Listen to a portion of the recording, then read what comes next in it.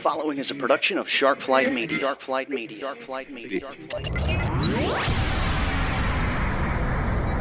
Now entering the nexus of geekery and guy world in 3, 2, 1. Mark. Hello, IT. Have you tried turning it off and on again? What's better than this? Guys being dudes. This is the Dudes in Hyperspace podcast. Hey kids, welcome back for another exciting edition of the Dudes in Hyperspace podcast. I'm your host, Ian J. Malone. Going to be joined in just a couple of minutes by my buddies Rob Howell and Kevin Steverson. But before we do that, let's run through the usual spiel. Of course, the Dudes in Hyperspace podcast is presented by Chris Kennedy Publishing. Doesn't matter what you're into, military, sci-fi, space opera, adventure, fantasy, even stuff about the craft. You can all find it right there at chriskennedypublishing.com. Chris Kennedy Publishing, it's message-free sci-fi with a slice of fantasy. If you want to know more about the show, we're online at sharkflight.com. Just click on the Dudes in Hyperspace tab, and you'll have everything you need, from author bios to links to our personal websites, stuff about our books, ways to get in touch with us on social media, whether it's Facebook, whether it's Twitter, whether it's MeWe.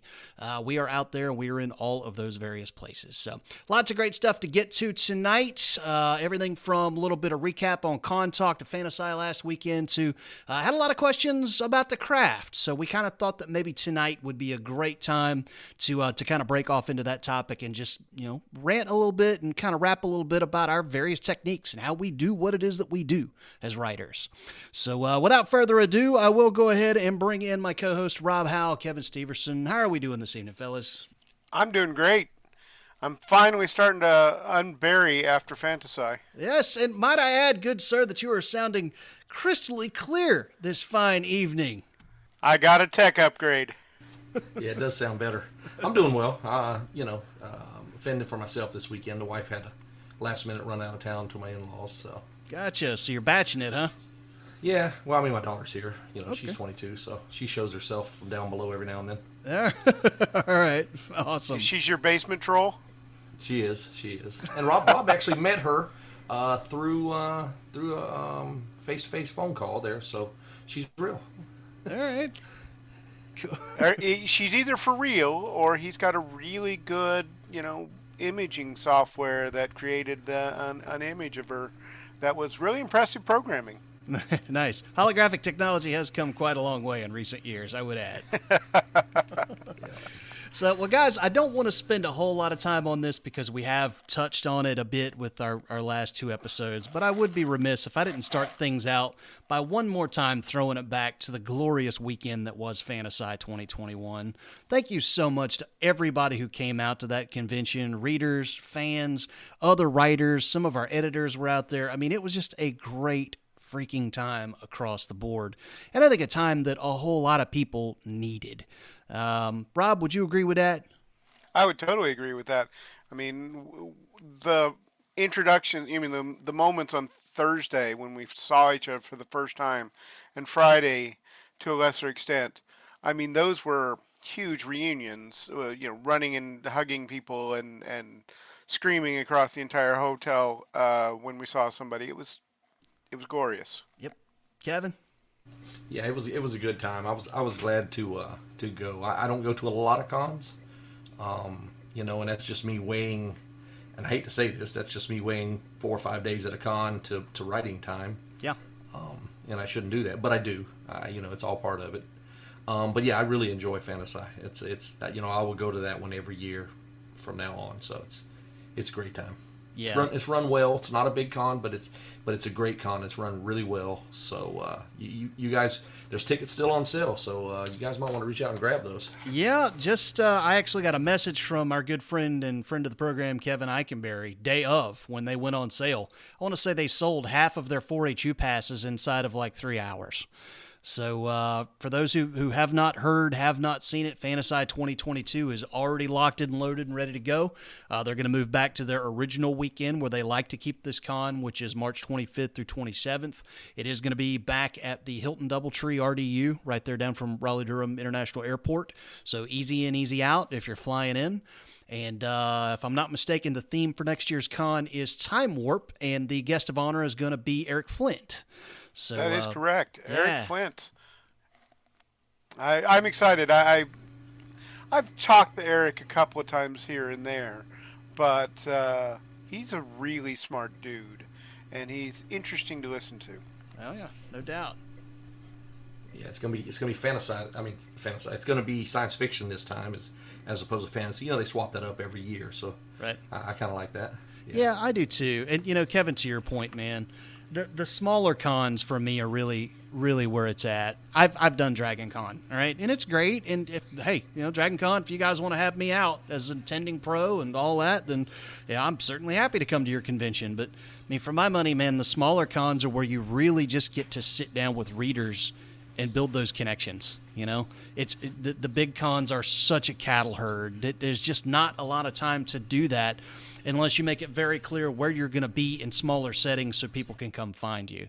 At a con like FantaSci, you never know who you're going to run into at the bar, and you get those opportunities to really speak with people and spend some time. And, oh my gosh, you can actually hear each other. As opposed to, downstairs lobby of the Marriott Marquis in Atlanta for Dragon Con, which is just a freaking madhouse, particularly on Saturday. So, alrighty, fellas. Well, listen, that's we're going to have plenty more time in the weeks and months to come to talk about other conventions and things that were going on that we're going to be a part of, especially Lasers and Loggers, which, folks, we're in June now. By the time this episode drops, it's going to be June 1, June 2, and that means we're merely 3.5 weeks out from Lasers and Loggers, happening June 29th at the Library on Beck in Panama City, Florida. So myself, several authors, going to be out for that, doing book signings. We're going to have a raffle for charity to benefit the local libraries. It's going to be a good time. We'll talk a little bit more about that later in our halftime segment, but let's get to the meat and potatoes of kind of what this, our first segment, our first half, if you will, is going to be tonight.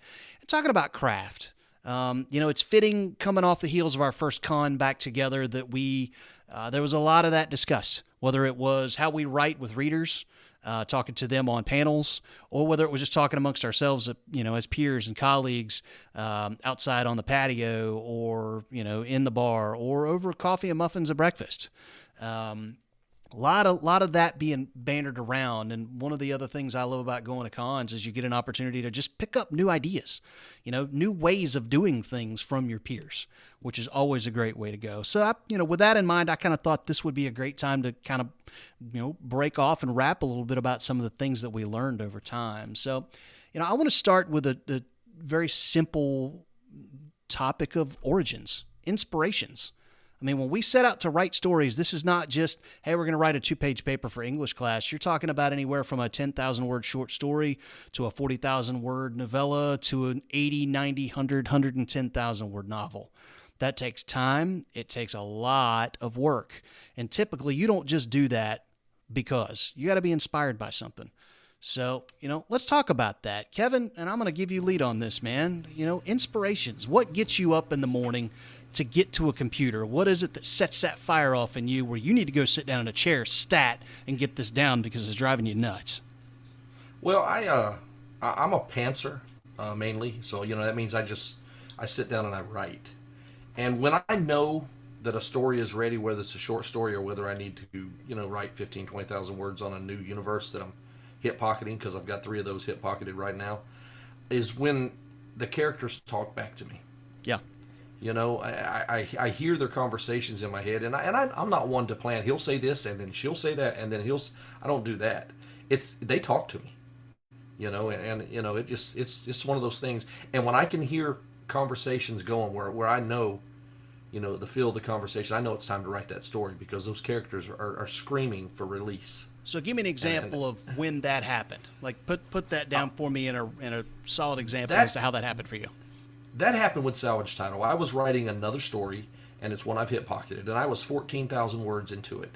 And, I woke up, and this is what I wrote during the day. And I woke up one morning and I was staring at the ceiling, thinking, and the image came to my mind, and I'm not kidding, of a guy operating a vehicle, pushing a bunch of scrap metal and things like that. And I envisioned a tank-like vehicle that also had grappling arms, and a guy sitting in there sweating, even though he was in the air conditioning.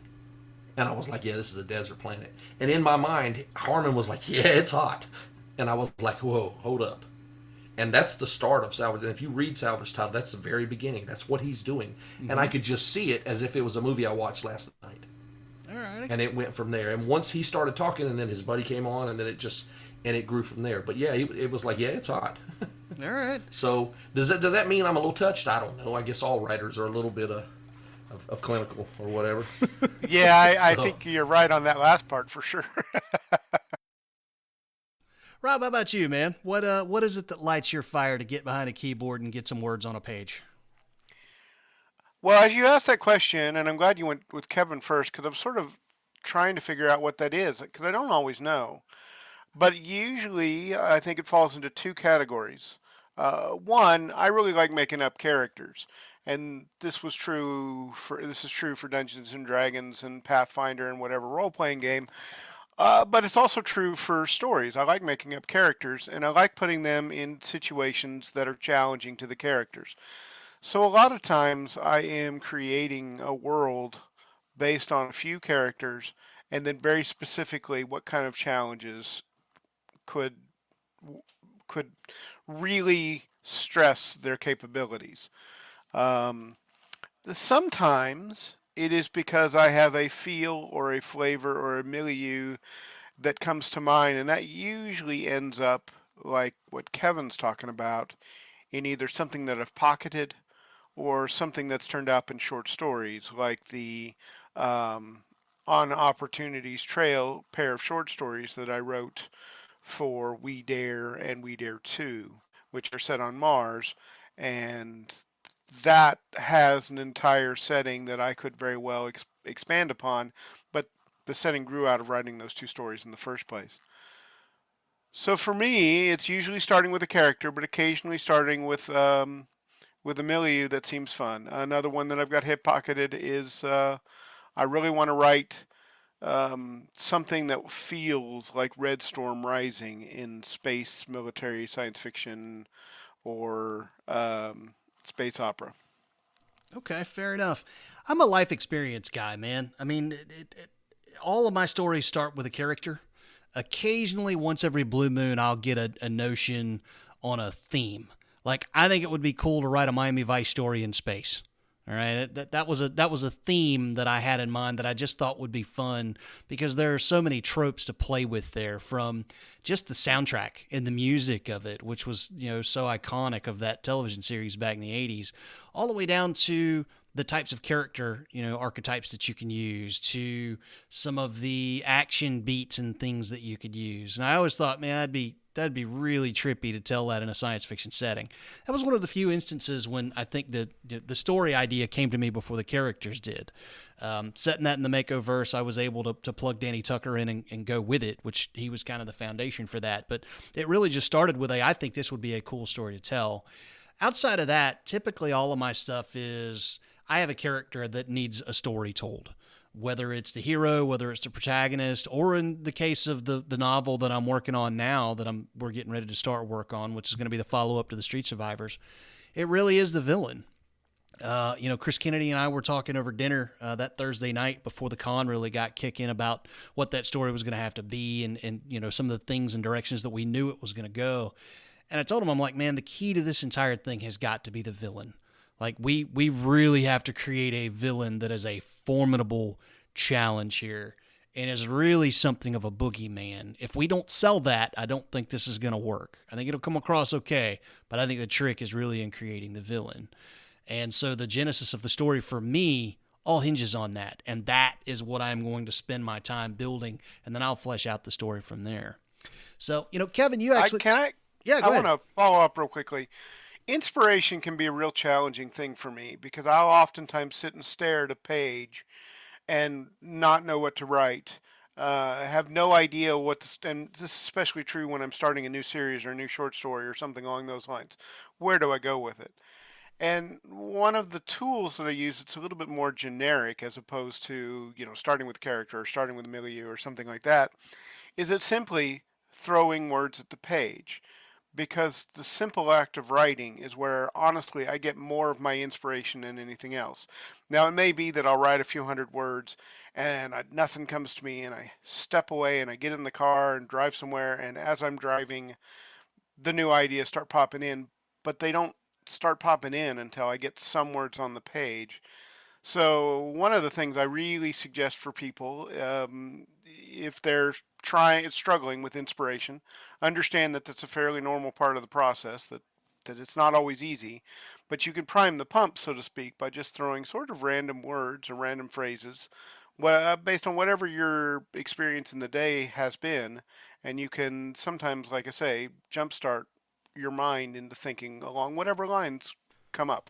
Yeah, and actually, we're going to touch on that here in just a second. The whole notion of just building writer habits. But before we get to that, Kevin, you kind of touched on something earlier about the world versus the character. Which typically comes first for you in the writing process? I mean, are you typically a character first guy, or do you have a world in mind that you want to create, and then that begets the character, as it were? I think I'm a character first guy, because it was Harmon, and he's the one that let me know, yeah, it's hot. So the desert planet, the whole deal. And then with the Tritaean system, if it's a desert planet, it's a little closer to their sun. Is there another planet that's within the golden zone? And I'm like, yeah, there's another planet, and then it just went from there. But it usually starts with the character. Rob, how about you? World or character first, typically? Typically character. I, like I say, love characters.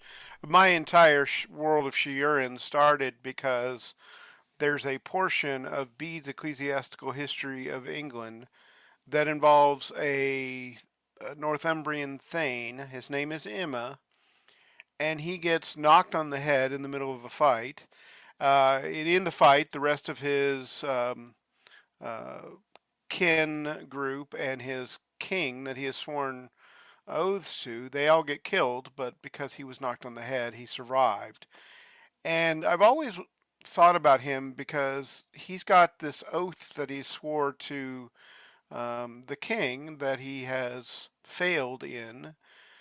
But the way to maybe fulfill that oath might very well break his oath to Christianity. He was an early Christian in Northumbria.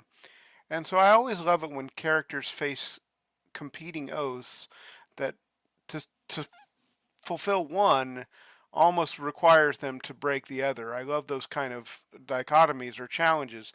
So for me, it's oftentimes starting with the character, finding things that mess with their heads so that they have challenges that aren't easy to overcome, even if it's more, especially when that's more than just the combatant across the field. Right.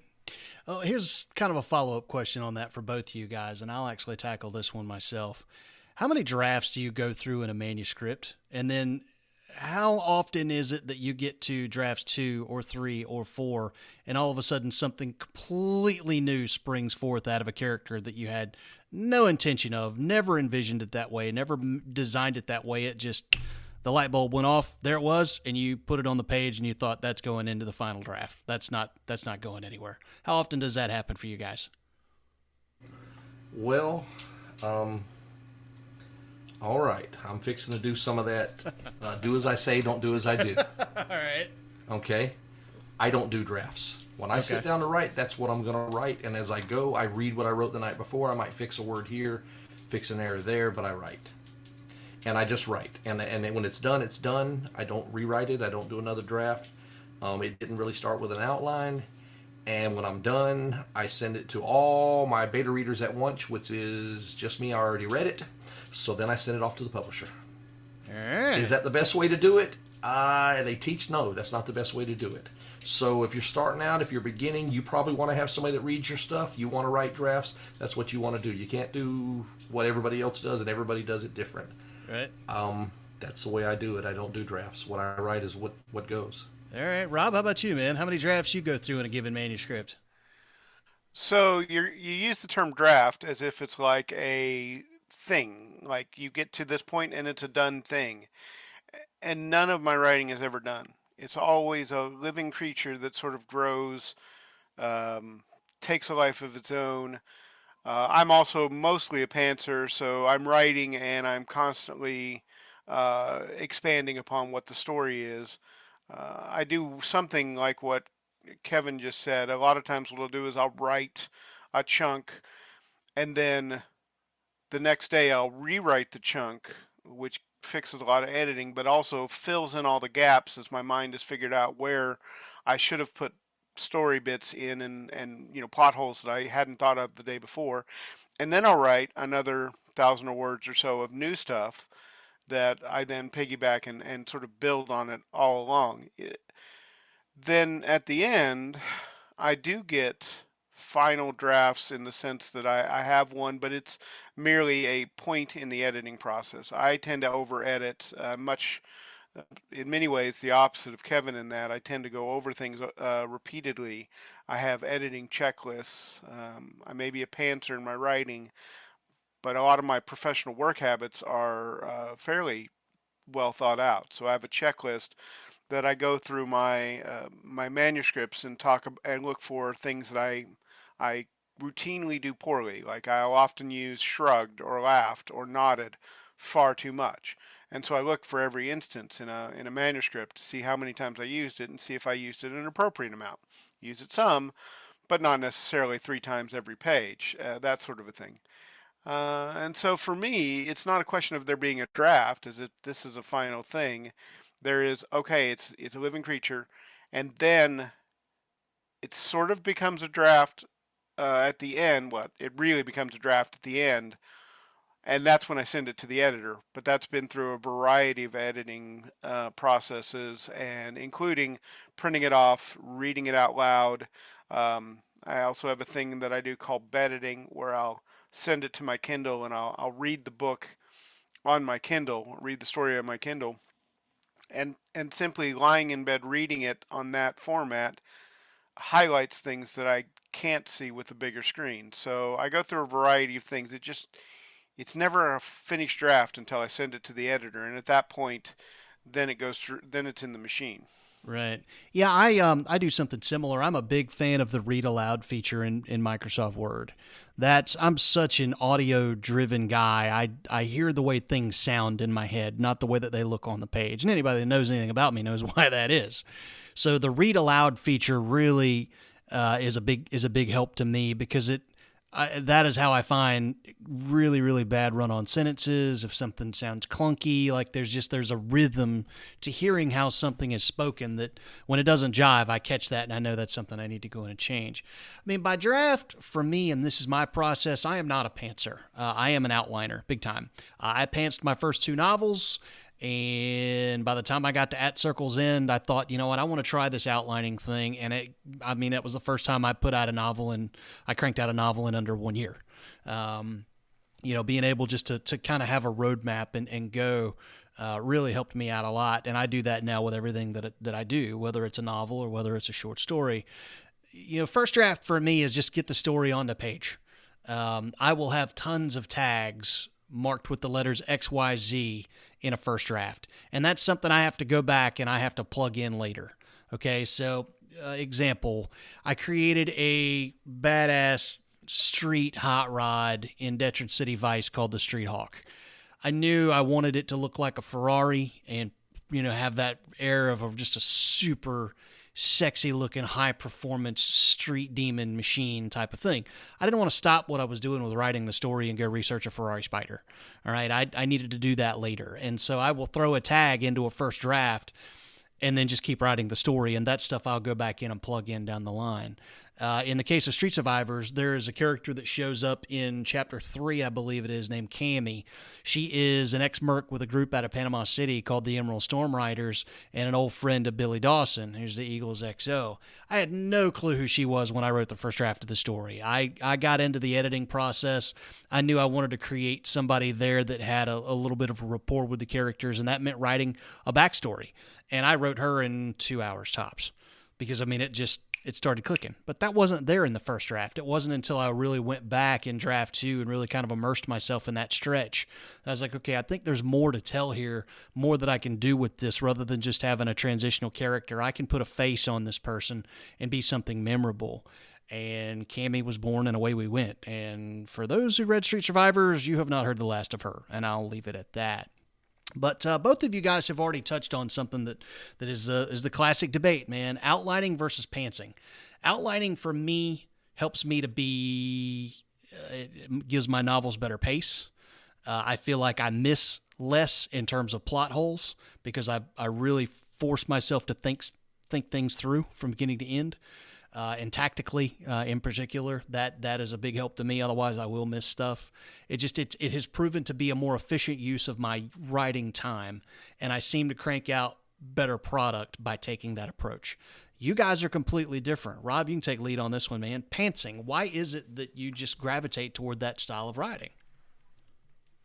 Well, I don't know why. Maybe we go back to that inspirations thing where I have to start writing to get the story out, to get the inspiration, to figure out what I'm writing about. I will say that as I start a story, one of the things I do that's not quite outlining, but I will routinely create a chapter heading with a description. I got to write a chapter about this happening, because it will pop up as I'm writing a previous chapter that this sequence has to follow. Or from time to time, I will be writing a chapter and go, okay, I need to write a chapter way back earlier that needs to fit all this. And so I'll have chapter headings that need to be filled out, or that tell me that the chapter needs to go here. I use the navigation pane and I use heading in Word. It allows me to move the chapters around as I see fit, because I don't always know what the best order is.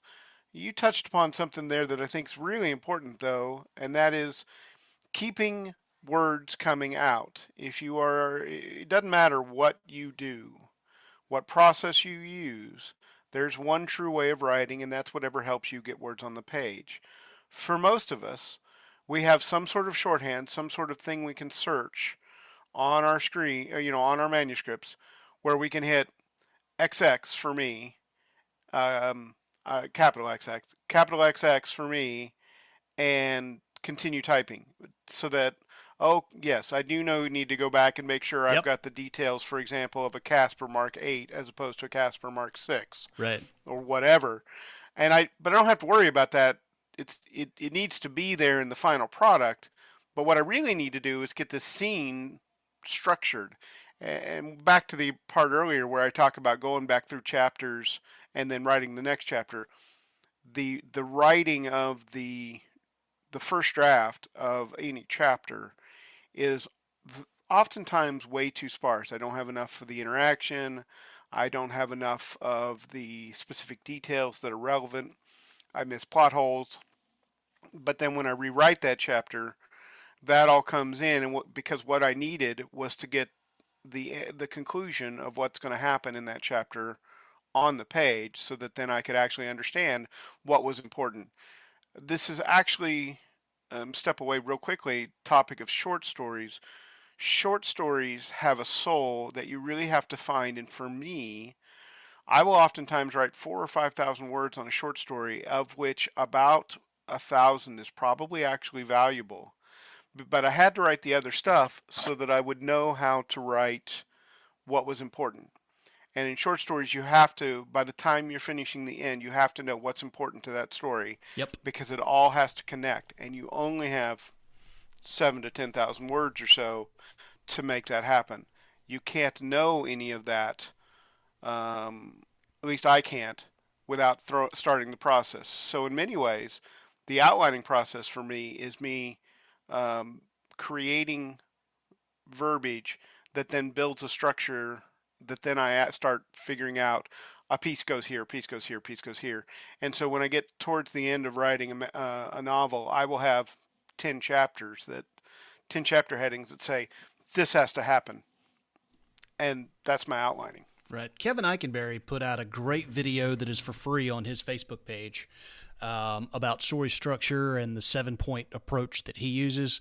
I actually sent that out to a friend of mine a while back who was curious about getting into the writing business. I'm like, listen, if you just want some really good common sense stuff about structure and pacing, is a good one. It's like a 45 minute video. Prospective writers, very much well worth your time. Go find that. That's on Kevin Eikenberry's author page. But Kevin, on the subject of pantsing, and speaking of Kevin Eikenberry, he is a noted diehard outliner, and you are a self-proclaimed pantser, and yet you guys have two wildly successful novels together. So how did that jive in the whole collaboration process between the two of you?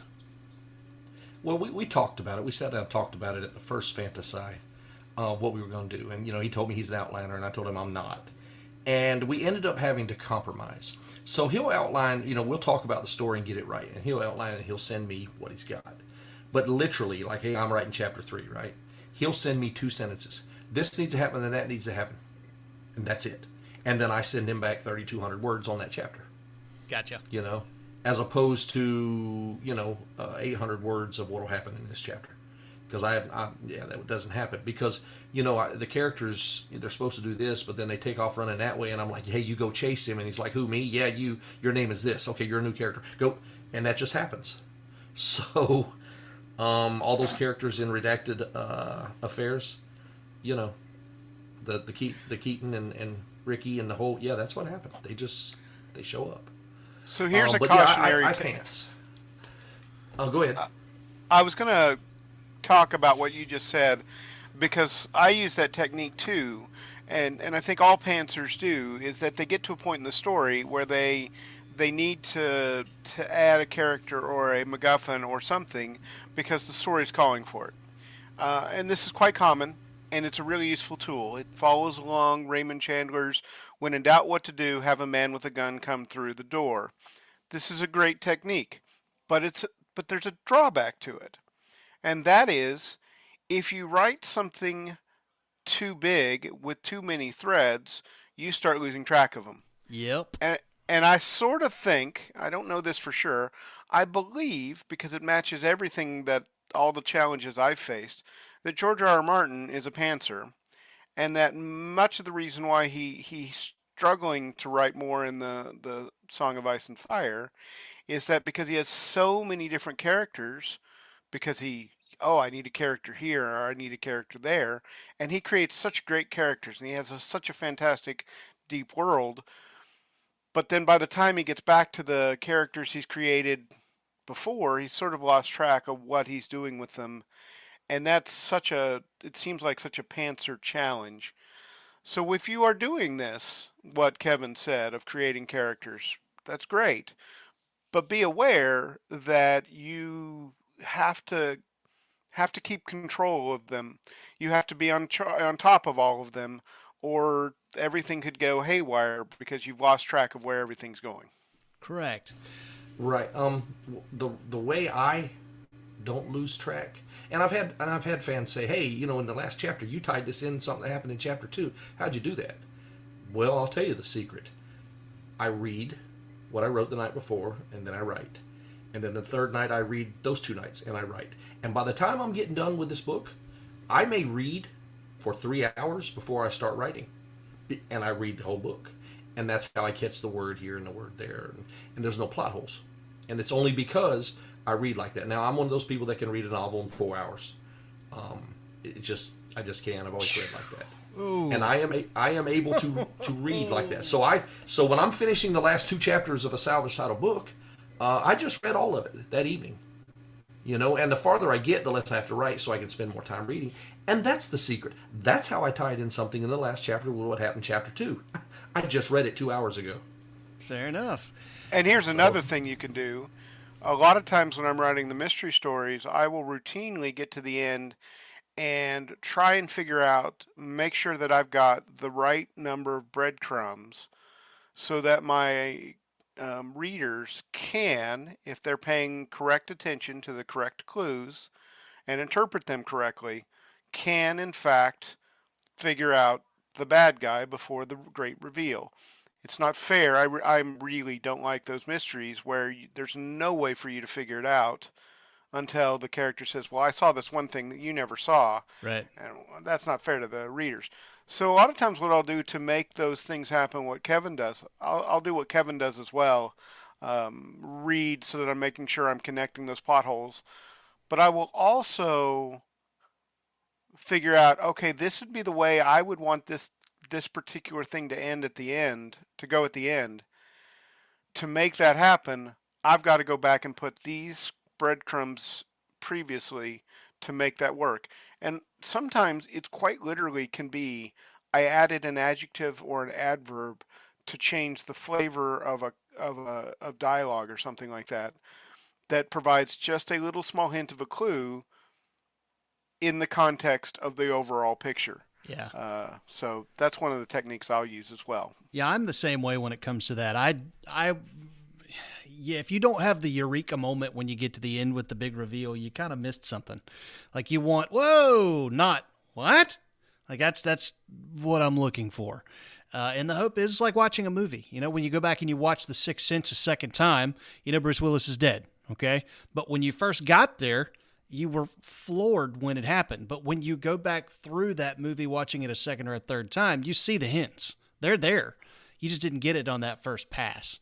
So I'm very much in that same camp with Rob, that I like to do that. And when I get to the big reveal in a book, I will go back and I'll make note of how I tried to plant those seeds and either get the reader on my path with me, or in some instances where I'll try and swerve them a little bit. And that can be just as much fun too. But all right, but kind of drawing this little discussion here to a close, there are a lot of people who are going to listen to this that not only read, but they do aspire to write. So, I mean, if you had to give them advice as professional writers, you know, give me 2 or 3 tips that you would say these are things that above all else you really got to make happen. Kevin, go ahead and go first, man. What do you think about that? Well, I'm going to give you, and I've told several people this that have asked me about writing. Okay, and this goes to Rob as an editor. You cannot edit what you have not written. Sit your butt down and write.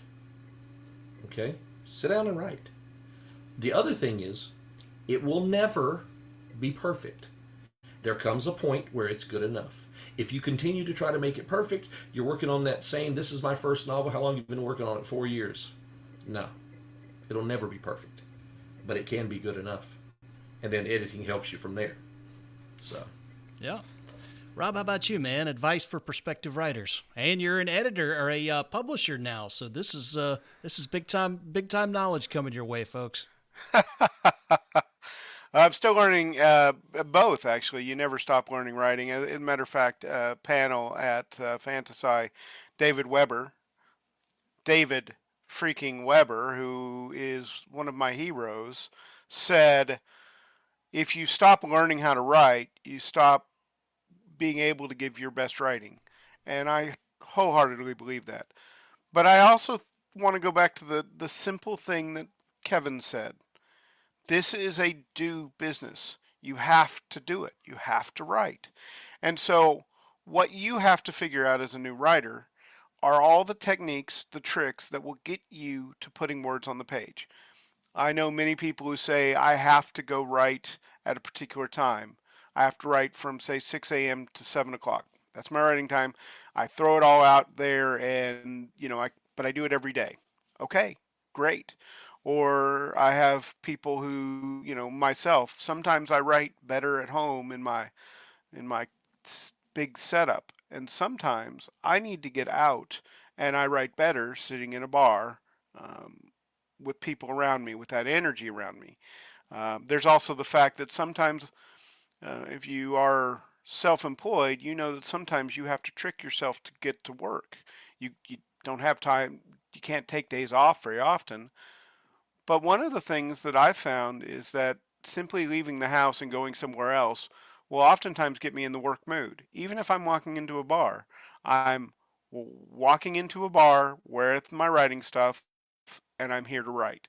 It doesn't matter what the technique is. And this is really what I wanted to emphasize again when I say there's one true way of writing. It's whatever helps you get words on the page. But Kevin hit it spot on. If you don't have words on the page, your editor, your publisher, yourself with your self-edits, we can't do nothing. We got nothing to work with. There's no material. The raw material is sitting in a chair and throwing words at the page in whatever way seems fashionable or effective to you. And there are millions of ways. Just find the ones that work for you. Yeah, no, I wholly agree with all of that. One other thing that I would add, and Rob, you actually just touched upon this a second ago. For me, it's about setting that time and saying that I'm going to do this 5 days a week, or I'm going to do this 4 days a week, or 6 days a week, from this time to this time, and that's when I'm going to write. I see stuff on social media all the time with authors putting up, 3,200 words today. I did, 1,500 words today, did 1,800 words today. You know what? Some days you're going to have a 3,000 word, 4,000, 5,000 word day. All right, it does happen. Sometimes you're only going to have 800. But it doesn't happen at all unless, to Rob and Kevin's point, you plant your butt in a chair and you are there for it when it does happen. And it all starts with just carving that time out of your day and saying, this is what I'm going to do at this time. I'm going to put the phone on airplane mode, no tweets, no texts. You know, everybody downstairs, my family knows that I'm writing now. Door is closed. I'm not to be bothered unless the house is on fire, okay? And the more you do that, the more the words will come over time. One follow-up on that. Yeah. If you're writing a 100,000-word novel, which is sort of our sweet spot at New Mythology and Chris Kennedy Publishing, 90 to 120,000. Think about what 100,000 words really is. It is not something that you can do in a day. You can't do it in a week. There are occasions where I've known writers who've been able to do 300,000 words in a month. I also know that when they do that, they literally have to spend several months recharging. Yeah. So this is something where consistent little progress, 800 words here, 1,500 words there, 600 words there, and so on down the line. You do 1,000 words a day consistently over a year. You've done 365,000 words. That's 3 novels. Yep. Now that may be more than you can effectively do, but think about what works for your schedules. Yeah. A little bit here, a little bit there. I give myself one day off per week. All right. That's typically on Sundays for me. I'm not going to sit down in front of a computer unless I'm just really feeling inspired that day. That does happen. You know, sometimes that lightning bolt hits you, you need to get in front of a computer and fast because you've got something just screaming in you to get out. That does happen. But on the whole, I do try and give myself one day off per week where I don't look at a computer screen, because between writing, podcasting, and my day job, which is a desk job, I'm spending 60 hours plus a week on a computer. So when I can give myself the day off, I do find that I'm more productive in my other writing time when I come back on Monday morning at 5 a.m. I do have more juice. The other thing I would add, guys, and some dude named Stephen King highly recommends this too. You need to read. Don't just write. You need to read. Read in your genre first and foremost, but also take a break from it from time to time and go read in other genres. And you learn things. You learn things about style. You learn things about nuance. You learn things about character chemistry and dialogue and tags and all of these things by reading. So that was the big thing for me when I got into writing, was I became a sponge. TV was rarely ever on, and I was in an audiobook somewhere. If I wasn't listening to music or sitting down in front of a computer to write, I had a book on, and that was what I did. And Ian, just real quickly, because you mentioned it, audiobooks here can be really useful, especially if you're listening to an author like Raymond Chandler, whose writing style tends to be very lyrical and poetic, and sometimes just simply listening to those words wash over you can really improve your vocabulary, your cadencing, your rhythms, the kinds of things you talked about earlier. I call it wallowing in a genre. That if I know I'm writing in a genre, I will try and wallow in it so I get the pacings and the feel, because they all have their own individual styles. Yep, absolutely. Alrighty, fellas. Well, thanks for helping me out with that. That's actually a topic I've been wanting to tackle for quite a while, pretty much ever since the three of us got together to start doing this, because frankly, I have a lot to learn, and any chance I can get a chance to learn from other pros, hey man, it's a good day. But with that, that's going to take us down to our halftime segment where, oh my goodness, we talk about books. Chris Kennedy Publishing, ladies and gents, they are the sponsors of this fine program, and as noted at the top, they do a little of everything: mill science fiction, space opera, adventure, fantasy. They even have craft-related nonfiction books, so if you do fancy yourself as a writer, go check that out. That's all available at chriskennedypublishing.com. As we are wont to do, we like to highlight the new releases for this week, or for the week, and looks like this week we got some Murphy's Lawless to talk about. Rob, what's that all about, man? So Shadows is the name of the book, and it's by William Alan Webb. Bill Webb is a very interesting guy. He writes in a ton of genres. He's very smart, really good writer. He's also very professional. He gets out there and does the work.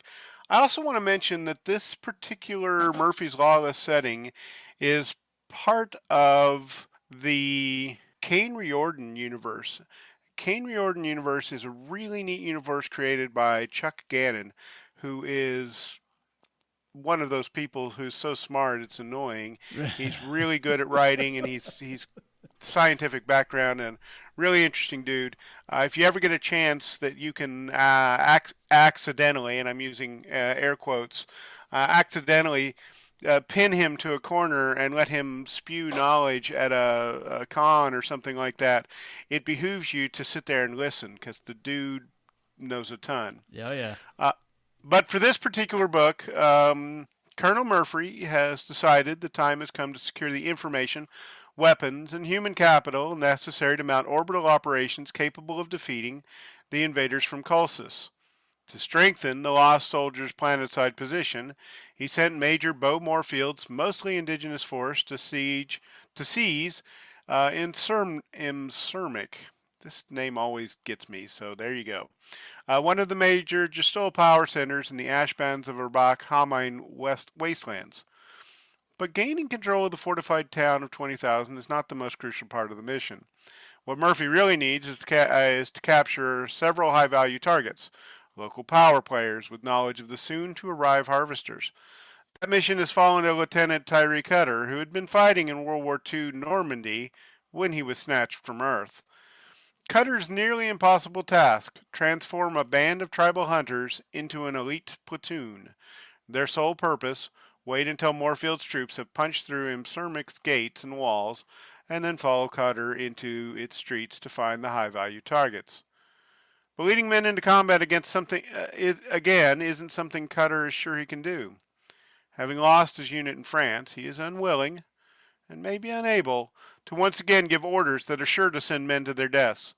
Worse, even if he enters Imsermic, Cutter doesn't have any guidance on how he's supposed to find the handful of people Murphy needs. Can Cutter find it within himself to lead again, and if so, find the high-value needles in the town's proverbial haystack? He'd better, for failure could mean the deaths of all his fellow time-stranded refugees known as Murphy's Lawless. Boom. Awesome. Kevin, what are we saying in the reviews about this one? Well, John writes, to use basketball terms, this is another slam dunk. This story arc consistently puts out a story that is easy to read, yet gripping. Everyone has insecurities, but in this world, one has to rise above it. This is among my favorite stories of all time. Ooh, big words. Yeah. Sean writes, Shadows follow in the footsteps of the other novellas in the Murphy Lawless series. The story is a solid addition to the series and fits in smoothly with the previous books. However, Bill Webb adds some new characters in this installment. The tale takes place before and during the Battle of Insermic, and it left me wanting to read the next installment of the series. We have an anonymous Kindle customer. Murphy's Lawless is a great series, and having as skilled a storyteller as Bill Webb give his take on it is exciting for fans. Webb builds solid characters and gives them real-world dialogue.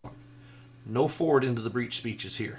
Rather, his characters sound and respond like real people in trying situations. You will enjoy. Nice. Well, lots of other stuff happening around the world of Chris Kennedy Publishing, can be imagined. I think that's a sentence. I don't know. I'm a writer. Pre-release this week. It's a book called We Dare, the No Man's Land. This is the third entry into the We Dare series. Basically, the big one on this one, folks, is if you like strong female leads, this is your book. And not only is this one great story, it's actually 15 of them. It's a collection featuring action-packed short stories featuring strong female characters from the likes of Casey Azell, Sarah Hoyt, and others. So definitely make sure you go check that out. I have heard fantastic things about the We Dare series, so definitely go grab that one.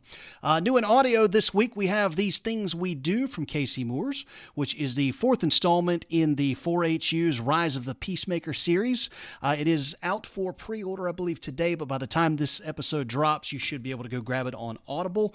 What's the name of the game? Let's see here. In the Galactic Union, few human corporations are as storied or as well known as the intergalactic haulers, yet they're only one piece of a larger story. So good stuff there. That is These Things We Do from Casey Moore's coming to audio. And then finally, the deal of the week, and this one is a doozy. That would be the Danger Zone Military SF Bundle, curated by none other than New York Times bestseller Kevin J. Anderson. And it also includes 3 CKP titles, which you're going to want to check out. This is a really impressive collection of stories, guys. I mean, there's a ton of great stuff in here. You basically get to go in and name your own price on this. You can nail this thing down for as little as $15. But just remember that a portion of the proceeds going to benefit the Challenger Learning Centers. So don't be cheap on this one, guys. This is for a good cause. A lot of great stories, so go check that out. And again, that is the Danger Zone Military SF Bundle from Kevin J. Anderson. All of this is available at chriskennedypublishing.com. There you can go learn all about not only these books, but everything else in the CKP inventory, series, authors. It's all right there. It's also got a sharp new look. We're going to start rolling out some author blogs here in the next coming weeks and months. So it's all happening right there at chriskennedypublishing.com. Chris Kennedy Publishing, it is message-free sci-fi with a slice of fantasy. So, all right, fellas, well, that's going to take us into our second segment of the night, and this is always a fun one. This is Pod Mail. You've got mail. First question comes to us from Rick, who says, "Hey, fellas, I don't know about you guys, but I had a total blast watching this year's edition of the Indianapolis 500. From having fans back in the stands to seeing Old Man Helio lay it on the Young Bucks one more time for another win at the Brickyard, the entire event was truly a spectacle to behold. Did you guys watch the race, and if so, what did you think?" I'll jump straight on that one. Yes, I did watch the race, and it was awesome. I haven't been a huge open wheel guy for a while. I was big into it in the early 2000s, 90s, early 2000s, and I got out of it in time because I just didn't have a whole lot of time to devote to watching motorsports. As much as I love it, I only have so much time in my day to devote to that kind of stuff. And NASCAR was always kind of my first love on that. But back in the day, man, I was a huge open wheel fan. And open wheel racing, for those who know the legacy of American open wheel, it was really on hard times in the early 2000s. You had the great split between the Indy Racing League and CART, Championship Auto Racing Teams. CART eventually went away. They tried to resurrect it as the Champ Car World Series. It folded after 4 years, and finally we got reunification of like 2008, 2009. Well, in that stretch, there were very few stars. Nobody watched the sport. It was a dark time to be an American open wheel. But Helio Castroneves was a guy that you could turn on the tube every Saturday or Sunday when they were racing, and you knew that was a guy who was going to race his guts out. He loved the sport. He loved the series. He loved the Indianapolis 500. Every time he gets out of the car, he just oozes emotion. Very, very passionate guy. And a guy who's always smiling, always full of positivity, never has a bad word to say anybody. And that's why everybody and their freaking grandmother that knows anything about open wheel racing loved Helio Castroneves. So, when I turned on, I guess with about, I got in about 50 laps in because I got home late. Turned it on, saw he was in contention. I told my wife, I said, I'm going to tell you something. It would be neat if a 46-year-old Helio could climb the fence one more time. To tie Rick Mears, Al Unser Jr., A.J. Foyt is the only 4-time winner at Indy, this would be special, in part because it would be historical. Another old guy wins, a la Tom Brady, Phil Mickelson, et cetera, but just knowing who Helio is as an individual, I had a chance to meet him in St. Petersburg one time at the Grand Prix. I just thought that would really be special. And when they crossed the checkered finish line, man, I told Natalie, I said, watch this. Watch the emotion that's about to pour out of this guy. And it was amazing. So anyway, guys, I know I totally took over there, but go for it. Anybody else watch it? Let me add to that. I love watching Spider-Man climb the fence again. I have to tell you that. But for me, and I like the behind-the-scenes stuff. I love it in NASCAR, and I love it here in open wheel. And I love the underdog. Yeah. Okay. Listen, here's the deal. Okay. Helio Castroneves was released and let go by Penske because he was too old. Yep. Okay. And a one-car team, the Meyer-Shank team, a one-car team said, hey, can we hire you to run the Indy 500? Well, yes, he's going to get in the car. And he won the dang thing. Yep. Okay. That is like the Wood brothers winning the damn Daytona 500. Let's be honest. It is. And I love that because I am an underdog guy. And I hope he gets to ride some more. He doesn't have a full-time ride. The guy who won the Indy 500 doesn't have a full-time ride this year. That is ridiculous. Mm-hmm. And the other thing I want to mention is, Conor Daly had a good chance. He had a good car that day. I don't know that he would have won but he felt he had the best chance he ever had. He's finished in the top 5 like 9 times. Yep. But Graham left the pit before the 4th tire was secured, slid into the wall. The tire come bouncing out and hit Conor Daly right in front of his car. Yeah, that was freaky to watch, man. Yeah, that was scary. And it's a good thing that plexiglass up front there held, because that could have took his head off. Let's be honest. Yeah, So, Rob, did you get a chance to check out the Indy 500? No, I don't. I'm not as big a racing guy as you guys are. And also, this weekend I had a deadline to meet today, which I did. But, you got to focus on the work first. I will say this, though. I want to echo everything you guys said about how cool it is that Helio won, because while it's not as relevant to me, and I don't get, I don't grok the excitement as much. What I do grok is when my friends start flashing up on Twitter or on Facebook, excited comments about this guy. And, I don't watch the Indy 500 very often, but I also don't recall other times where my Facebook and Twitter feeds have been so filled with all of my friends who are into that sport, so excited about somebody winning. So that tells me it was as cool as you're talking about, and makes me kind of wish I knew that sport better. Well, it was, and we've talked about this on this show before. Sports is at its greatest when we can all unify around a common story or a common good or a common goal. Elio is that guy that everybody likes him. You can search the paddock. You will not find anybody with a bad word to say about the guy. And you add all of that up behind, everything that Kevin said about him being 46, about him getting fired from his last, team because he was too old, coming back with a little bootstrap operation, moms and pops, one-off deal to make a one go of it at the Indy 500, do or die. And to see it end this way, the outpouring of support from everybody across open wheel racing to him there at the track and on social media, it was just another one of those moments when we're reminded this is why we love sports. This is what sports can do. Sports can bring people together in a way that few other things that we have in this life can do. God, it was so much fun to be a part of that.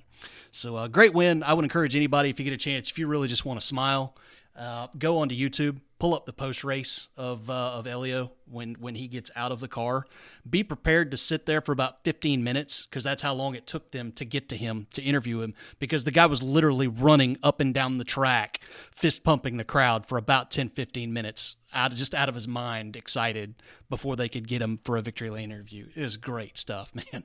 Good on you, Spider-Man. I missed you, brother. All right, next question comes to us from Lewis. Yo, dudes, me and the missus are bound for the Caribbean next month to celebrate our 5-year wedding anniversary. This means I'm going to need some beach reads. Any suggestions? Kevin, what are you reading these days? Anything you'd recommend my man grab for his trip? I do. I recommend the Troy Rising series by John Ringo, and I've read it twice before. But every couple of years I break it out and I read that trilogy. Live Free or Die, Citadel, and The Hot Gate. And it's really just a great first contact kind of book, introduction to the whole galaxy. Gates brought to the solar system, and they say, here you go. And the first group comes through, actually attacks Earth, because anybody can use a gate. So I don't want to give any spoilers, but I mean, that's what happens. And it's just a great book, and the characters are they're classic characters. So right. Rob, recommendations for reads for this guy? Well, if we're going to talk some old school or older school stuff like what Kevin just suggested, I'm going to suggest Eric Flint and David Drake's Belisarius series. I find this series to have a lot of fun history. It's not fantasy, but it's set in the 600s, so there's a lot of sword play, which I enjoy. But since there's time travel sort of influencing things, you get some accelerated technology, and it's fascinating to see the challenges as they're growing along this way. It's a really well done series of 5 books. I can't recommend it too much. I also have to take a moment. I really want to mention Responsibility of the Crown by Scott Huggins. It was released this past weekend, and I'm not a non-biased observer here. This is my first book as a publisher. I'm completely biased. It's sort of my first shared baby, but I really enjoyed what Scott Huggins did with it, and I loved the characters. and I love the setting. I can't wait for him to write more in this setting, the endless ocean universe that he's got. So yeah, I'm involved. I'm not a neutral observer, but I'm really pleased with what Scott did with that book. Nice. Yeah, I've got a couple on my radar too. Blue Crucible from Ben Tyler Smith, which is set in Christopher Wood's Fallen World universe. I'm a big fan of that. Those have been fun books to read, man. Book 1 is called This Fallen World from Christopher Woods. If you want an introduction to the series, that's the way to go. I've seen that one on the Book of the Week deal a lot, where you can grab it for $1. Great characters, really interesting stuff. It's kind of a post-apocalyptic type of thing, but with a real cyberpunky, I don't know, it's just cool. But anyway, Ben Tyler Smith wrote a book called Blue Crucible. It centers around a bunch of cops who get stuck in that world that I've had an ear for a while to read. So I just got that one off of Audible. And then the other one that's kind of on my radar, I'm a big fan of the Bill O'Reilly Killing series. Killing Lincoln was just a fantastic historical read. Killing Kennedy was another good one. For anybody who's picked up the Street Survivors, you know that I kind of have a fascination with the New York Mafia and the history behind how that came to be, and that is the subject of his new Killing book, Killing the Mob. So it's getting a lot of great reviews so far. That series is typically really spot on, and I just like a good history read. So I'm looking forward to checking that out. But all right, so next question comes to us from Kim. Not sure what the weather was like this weekend where you guys are, but down here in Pensacola, Florida, it was absolutely gorgeous and perfect for grilling. We're talking burgers, dogs, veggie kebabs, and even a little key lime pie on the side. How about you guys? Were Dude Grills fired off this weekend? If so, let's have those menus. Kevin, did you do any cooking this weekend? I did not. I didn't grill this weekend because Stacy had to go away for the weekend, so we're going to save that. My birthday's in a couple weeks, and we'll do it then. Okay. But here at the house cooking for my daughter, I did throw some thick cut pork chops in the crock pot. All right. A couple cans of mushroom soup. I've got some buttered potatoes and some field peas in there. So nice. Man, you can't go wrong with the cream of mushroom in the crock with something, whether it's chicken breasts or pork chops. That's old school. Yeah. Rob, how about you, man? Did you do any cooking this weekend? Well, not any cooking out on the grill. It's been a rainy time here in Kansas City, and today was pretty much just, I figure I'll stay in. We've got stuff to grill out, and hopefully later on in the week we'll be able to throw some chicken. I have a coffee spice rub that I get from the Spice Merchant in Wichita that I dearly love, and I pretty much, every time I grill, I always do a few brats. There's just something about having brats on the grill that seems to add flavor to all of what I cook. The grease helps with the fire and all of those sorts of things. So yeah, I'm pretty sure I'm going to be doing brats and coffee spice rub chicken later this week. All right, so run me down real quick. Run me down your recipe for brats. You got any tricks to that?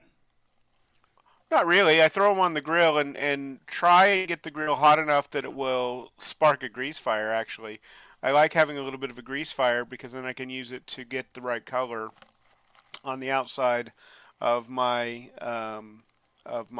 whatever else I'm cooking. And not a big one, of course. Nothing out of control. And I always have baking soda at hand. But I like to be able to get the singeing on the outside, and that's one of my techniques to use it. So brats do that. And then I sort of, once I get them to the point, then I sort of sit there and wait on the cold side of the grill, staying warm enough, but not too warm. That's my way. I'm a big beer parboil guy. I'll sweat some fresh garlic and onion in a pot and some olive oil, and then pour a beer or two in there, parboil the brats in that, and then put them on the grill.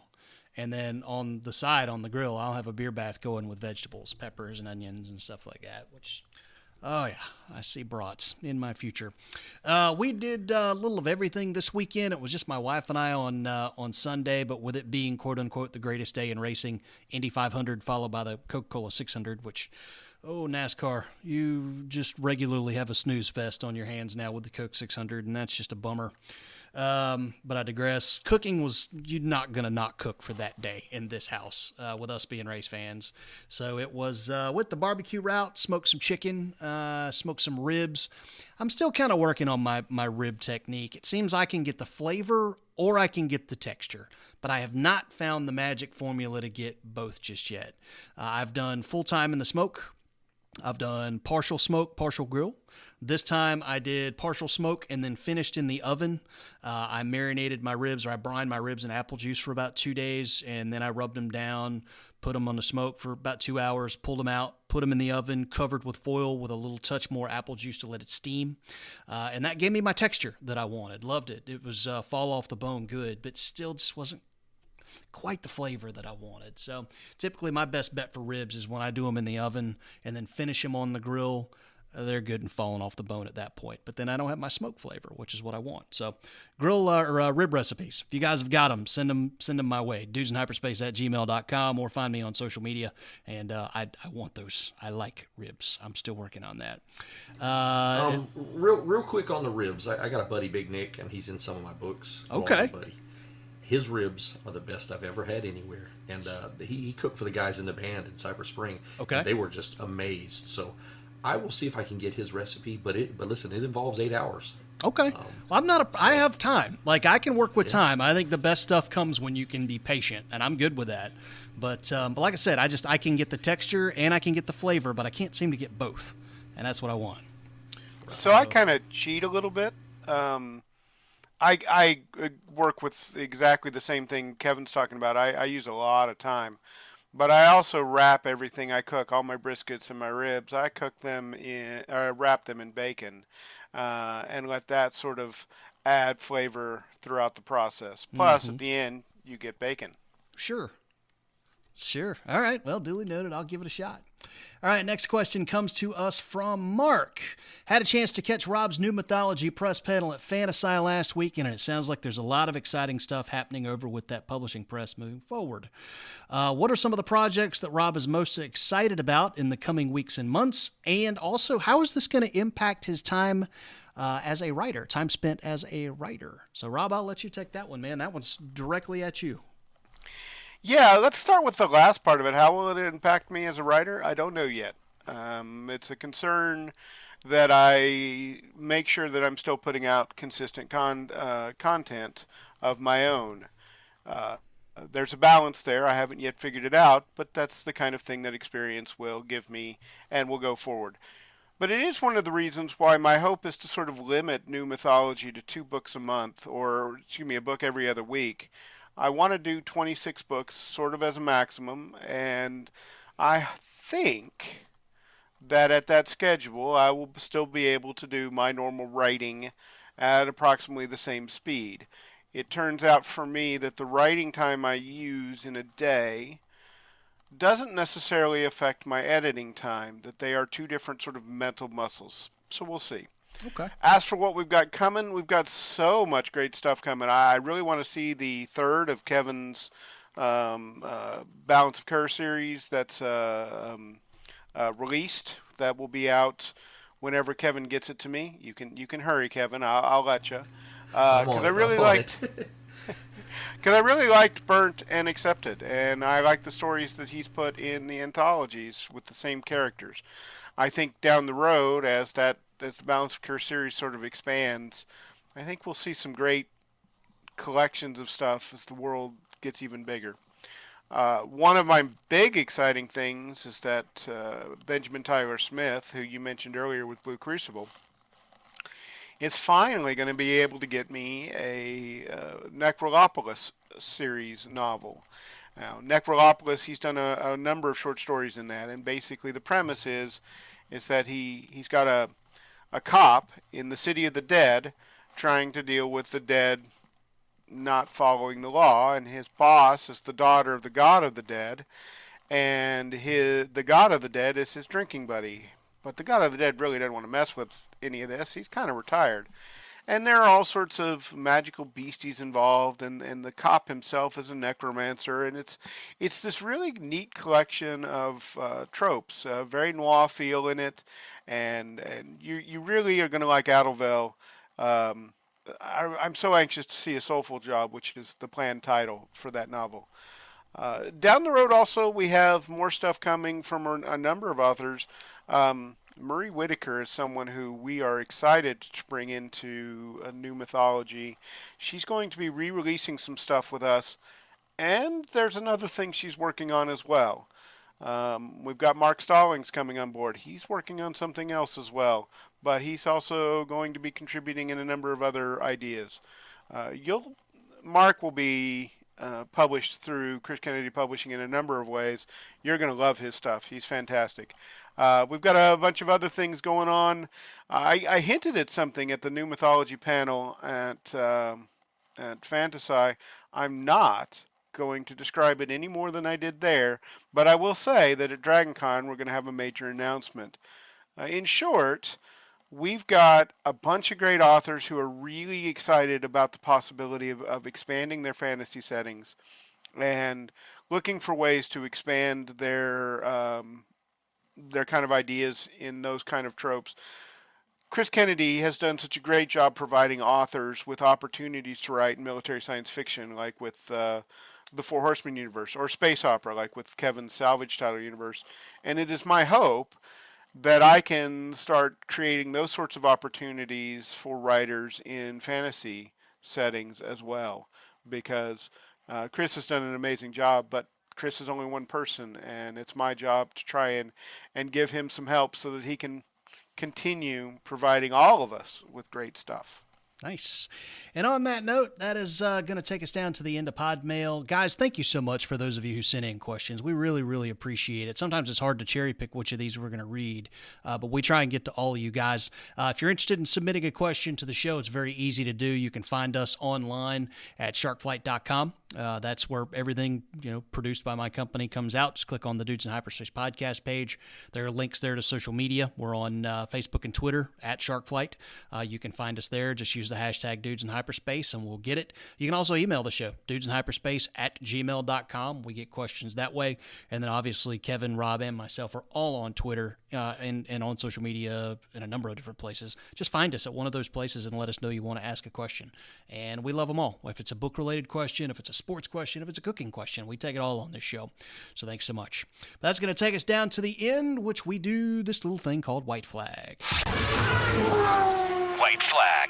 White Flag is the segment where we just kind of talk about stuff that's on our radar coming up in the next couple of weeks or months. I'm going to go ahead and go first with this one. I prefaced it at the top of the show. Lasers and Loggers is really going to be a blast of an event for those of you who live down in the South and want to make a trip down for that. That's going to be happening June 29th at the Library on Beck, which is a craft beer and wine bar in Panama City, Florida. It's going to start at 5 p.m. local time, so that's Central Time for those folks. And it's just going to be a lot of fun, man. It's going to be very loose. It's very casual. We're going to have myself there. Chris Kennedy is going to be there. Kevin Steverson is going to be there. Nick Steverson is going to be there. Barbara V. Evers is going to be there. And brand new to the roster would be Mr. Rob Howell is going to be joining us for Lasers and Loggers. So if you got questions about New Mythology Press or the Four Horsemen universe, heck, if you're a writer, maybe you're interested in talking to a publisher, maybe not a bad thing to do. Come on out. Lasers and Loggers, Library on Beck, June 29th at 5 p.m. Going to be a great time. All the proceeds from our door raffle, which is going to have some really sweet stuff in it, I'd add, is going to go to benefit the Friends of the Bay County Public Library. So looking forward to that. On more of the entertainment front, saw where the Kaminsky Method has got a third season out on Netflix. That was hysterical for 2 seasons with Michael Douglas and Alan Arkin. It's like Grumpy Old Men meets Entourage. I'm not sure how it's going to fly with just Michael Douglas, but I'll give it a shot. So that's out there. And then finally, one thing I am looking forward to, and Kevin, you can probably feel me on this, brother, given what you do for not writing job. I'm ready for summer concert series, man. I am ready to get back to some shows. Whiskey Myers and Jamie Johnson are playing a doubleheader at Red Hat Amphitheater in July. As far as I know, that's my first concert back. It will be the first of many. I'm ready to do some shows. Yeah, I want to see some live music. Athens has such a great selection of music down there, and so I can go down to Athens any Friday or Saturday night, and I can see bands that are 2 inches from being discovered. Yep. And I like that. It's kind of like being in Nashville, downtown Nashville. You find guys on stage singing at those tourist bars, and you're like, why isn't this guy discovered? Just hadn't quite had that chance, you know? Yep, no doubt. What else are you looking forward to, man? Well, as always, I'm looking forward to baseball season. I do want to get us a baseball pro on here to rap about that. We're coming up on the All-Star break, and that's a good time to wrap some midseason baseball. So stay tuned with us, folks. Hey, maybe we should reach out and see if we can grab David Weber, because not only is he an incredible writer, he is a huge baseball fan. Sure. So, it could be done. Yeah, let's see if we can get the factory boss to help us with that. There you go. Rob, how about you, man? What's on your radar coming up in the coming weeks and days that you're looking forward to? Well, you already touched on Lasers and Loggers. I'm really excited to get to join that. It's actually going to work out really nicely for me. My plan is to go to a convention the weekend before in Nashville, Tennessee. I have a con the week after in Indianapolis. It's not exactly a direct route, of course, but from Nashville I can pop down to Lasers and Loggers. I've got a buddy I get to see I haven't seen in ages. He's often been on deployment, and he's routinely... Today is the kind of day that it's good to remember his service and the people that he's known that have passed away, because we're recording this actually on Memorial Day, and I'm looking forward to seeing him. But also while I'm there, I'm also going to take the time out to go to the Naval Air Museum at Pensacola. I've never seen it. I'm a huge fan of military history and military museums, and it's one that's been on my bucket list. So that's a big, exciting thing for me, is not only do I have two cons, I get to come down and join you at Lasers and Loggers, which sounds like it's going to be a great time, and then I also get to see a buddy, and then I also get to see the Naval Air Museum at Pensacola. This is such a brilliant time for me. And maybe even take in a little baseball while you're in Pensacola. A little Pensacola Blue Wahoos, minor league baseball action. Maybe they're on a homestand. We'll have to look it up. So, all right, well, thanks to Kevin Steverson and Rob Howell for tagging along on this little thing we call the Dudes in Hyperspace podcast. It is always a treat talking with those guys. Thank you to the listeners for checking out this little program. If you want to leave us some stars and reviews, we always love it when you do that. Google Podcasts, Apple Podcasts, wherever it is that you subscribe, just check it out. If they'll let you leave stars and reviews, it always helps to bump us up in the rankings, and it helps people find us. Thanks as always to our title sponsor. That would be Chris Kennedy Publishing. We say it before, we'll say it again. It doesn't matter what you're into, military, sci-fi, space opera, fantasy, craft stuff, they got it all. ChrisKennedyPublishing.com. Thank you to our readers. Come find us on social media. We'll see you next time on the Dudes in Hyperspace podcast. See ya.